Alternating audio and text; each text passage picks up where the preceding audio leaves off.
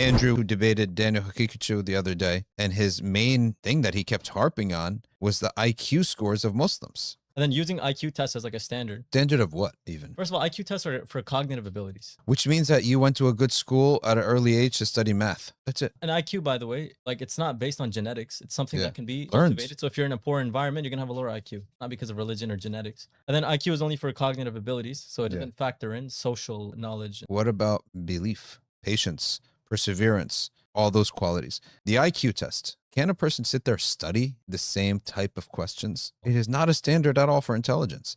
And intelligence is not a standard for truth. It does not equate truth. Their debate was what's better for society. I mean, come on, let's be honest. Europe was in the dark ages until they left the church. 600 to 1400, the Muslims were in golden age, right? They were producing everything. They were producing all the math, the science, everything, your computers, everything that your technology that you're using today is because of the Muslims. Correct. The only reason the Enlightenment happened was why? Because they left the church. So how is Christianity good for development and technology? Let me ask you this. Who destroyed Christianity? They themselves decided, nah, we're done with this. You guys knew it was bad for your society. You guys were backwards. And so guess what you did? You had Galileo, for example, and you had that whole scientific revolution. And you guys said, we have to separate the church and state. Why? Because the church, it doesn't allow for growth. Yeah. And so Christianity is terrible for growth of a society. Who was in Europe competing against Christianity for all these centuries? Nobody was there. They had the whole thing to themselves. Your own society decided enough is enough with this. The Muslim countries, there was colonization from the outside. Yeah. There was never this crisis of, oh, Islam is backwards, so we have to change it. You guys had that. We didn't.